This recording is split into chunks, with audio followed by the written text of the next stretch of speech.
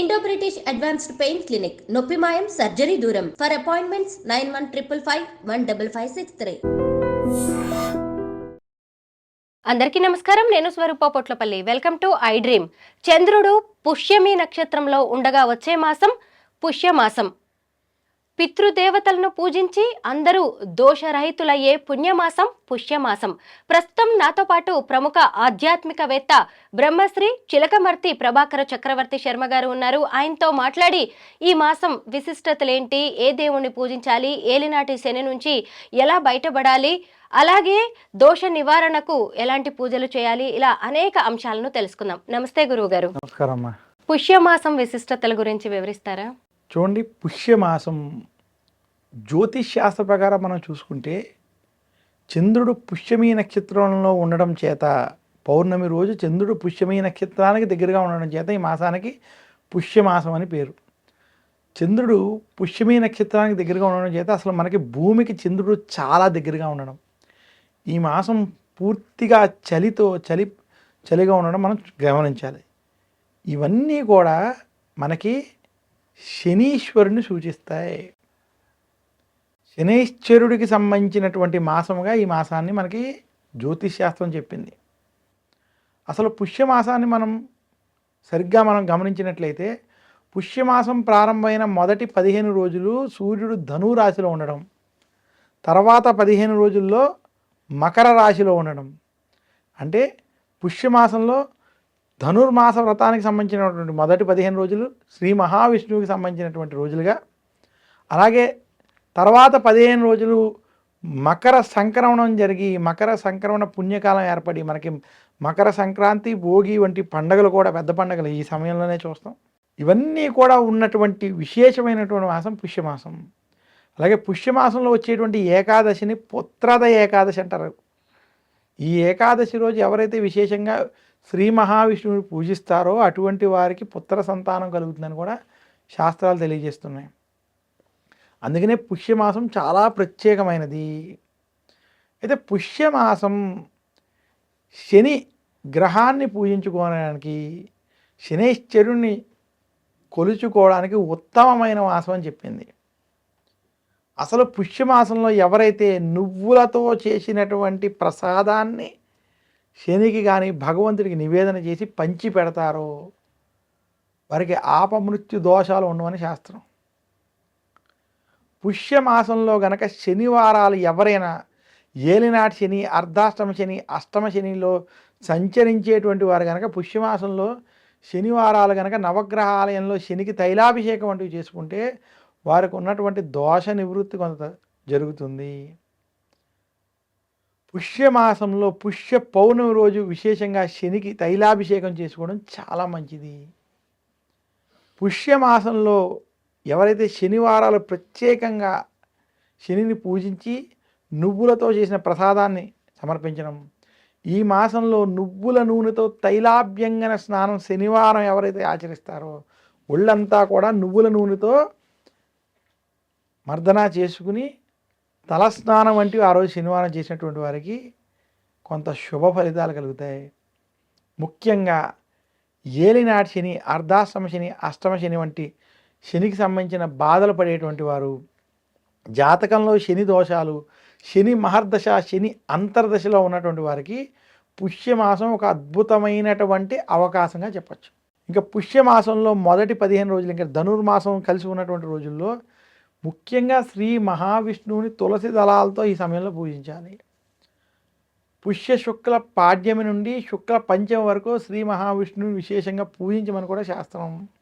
ఈ 15 రోజులు విష్ణు సహస్రనామం వంటి పారాయణం చేసుకోవడం చాలా మంచిది. ఇంకా మకర సంక్రమణం జరిగిన తర్వాత, మకర సంక్రాంతి జరిగాక ముఖ్యంగా మకర సంక్రాంతి రోజు పితృదేవతలకు తర్పణాలు వదలడం, అలాగే మకర సంక్రాంతి సమయంలో పుణ్య కార్యాలు వంటివి చేసుకోవడం చేత ఇవన్నీ కూడా పుష్యమాస వైశిష్ట్యాన్ని తెలియజేస్తున్నాయి. శని బాధలు, ఈతి బాధలు తొలగించుకోవడానికి అద్భుతమైన అవకాశం, అద్భుతమైన మాసం పుష్యమాసం. గురువు గారు, అసలు ఓ మనిషిని ఏలినాటి శని పీడిస్తోంది అని ఎలా తెలుసుకోవాలి? చూడండి, ముందుగా ఏలినాటి శని, అర్ధాష్టమ శని, అష్టమ శని ప్రతి మానవుడి జీవితంలో వస్తాయని మనం గమనించాలి. మొట్టమొదట మనం ఆలోచించాల్సిన విషయం ఇది. ప్రతి మానవుడి జీవితంలో వస్తాయి.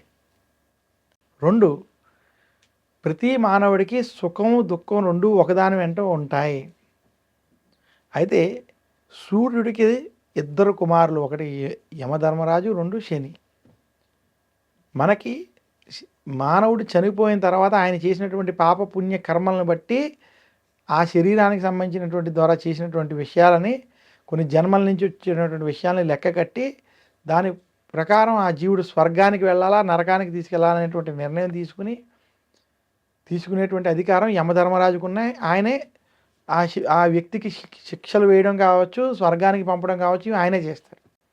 ఇంకా ఈ లోకంలో వచ్చేటప్పటికి ఆ వ్యక్తి చేసుకున్నటువంటి కర్మఫలాన్ని అనుభవించేటట్టు చేసేటువంటి వాడు శని.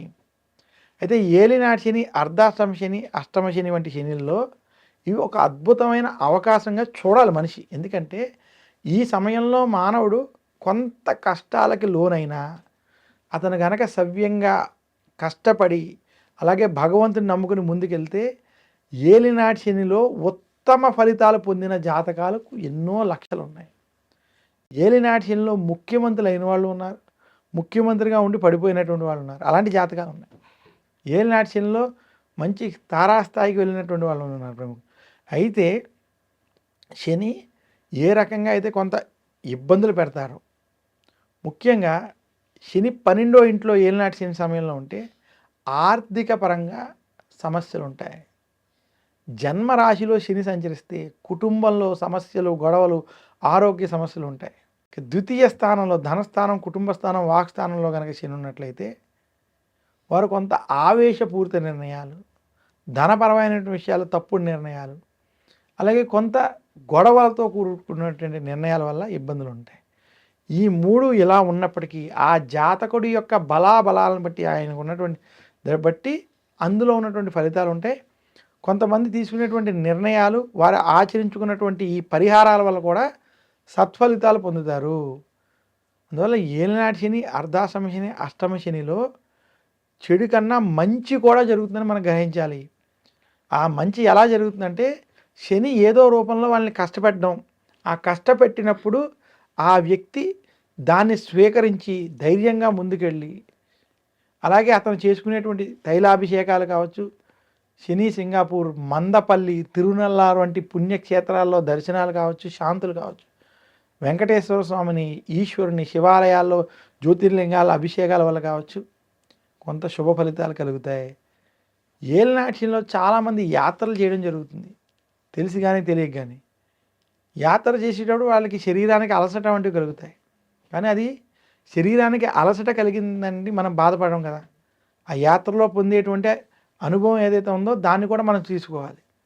అలాగే ఏలినాటి శనిలో ఒక పదవి కోసమో దేనికోసమో ప్రయత్నం చేసేటప్పుడు ఇబ్బందులు ఎదురవుతాయి. ఇబ్బందులు అయినా కూడా ఆ పదవి వచ్చిన తర్వాత ఆ పడిన ఇబ్బందులు లెక్కలోకి రావు. అలాగే ఏలినాటి శనిలో కొత్త ప్రయత్నాలు చేసినప్పుడు ఆటంకాలు కలుగుతాయి. కానీ ఖచ్చితంగా అవి విజయాలు పొందుతాయి. మీరు గనక శనిని గనక ఆ సమయంలో సరిగ్గా ఆరాధించినా, పూజించినా, దానికి సంబంధించినటువంటి నియమాలు పాటించినా వారికి సత్ఫలితాలు కలుగుతాయని మాత్రం తెలియజేస్తున్నాను. గురువుగారు, పుష్యమాసంలో పితృదేవతలకు ఎలాంటి పూజలు చేయాలంటారు? పుష్యమాసంలో ముఖ్యంగా రవి సంక్రమణాలు జరిగినప్పుడు అమావాస్య తిథుల రోజు పితృదేవతలకి తర్పణాలు వంటి వదులుకోవడం, అలాగే పితృదేవతలకి సంబంధించినటువంటి ఆ తిథుల యందు, ముఖ్యంగా అమావాస్య వంటి రోజుల యందు వారికి ఆచరించేటువంటి పితృదేవతలకు సంబంధించినటువంటి కార్యాలు వంటివి ఆచరించుకోవడం. అలాగే ముఖ్యంగా పుష్యమాసంలో మకర సంక్రాంతి వంటివి జరిగితే చాలామంది మకర సంక్రాంతి రోజు మనం ప్రతి సంక్రాంతికి పితృదేవతలకి తర్పణాలు వదలాలి. అలా ప్రతి సంక్రాంతికి కనుక తర్పణాలు వదలనటువంటి వారు కనుక ఒక్క మకర సంక్రాంతి రోజు పితృదేవతలకి తర్పణాలు వదిలితే మొత్తం సంవత్సరం మొత్తంలో ప్రతి సంక్రాంతికి తర్పణాలు వదిలిన ఫలితం వస్తుంది. అందుకనే పుష్యమాసంలో మకర సంక్రాంతి సమయంలో పితృదేవతలకి తర్పణాలు చాలా విశేషమైనవి. గురువుగారు, పుష్య పౌర్ణమికి కూడా ఎంతో ఉత్తమమైనదిగా చెప్తూ ఉంటారు. ఆ పౌర్ణమికి ఎన్నో విశిష్టతలు కూడా ఉన్నాయి, దాని గురించి వివరించండి. పుష్య పౌర్ణమి రోజు అది ఏ వారం వచ్చిందనేటువంటి దాంతో నియమం లేకుండా ఎవరైతే ముఖ్యంగా నువ్వుల నూనెతో తైలాభ్యంగన స్నానం చేస్తారు. అలాగే పుష్య పౌర్ణమి రోజు నువ్వులని భగవంతుడికి నివేదనగా చేసి పంచి పెట్టాలి. నువ్వులతో చేసినటువంటి ప్రసాదాన్ని, నువ్వులుండలు వంటివి పంచిపెట్టడం చేత శని యొక్క అనుగ్రహం కలుగుతుంది. అలాగే పుష్య పౌర్ణమి రోజు నవగ్రహ ఆలయాల్లో ప్రదక్షిణ వంటివి చేసుకోవడం, శనికి తైలాభిషేకం వంటివి చేసుకోవడం మంచిది. పుష్య పౌర్ణమి రోజు పితృదేవతలకి తర్పణాలు వంటివి వదలడం.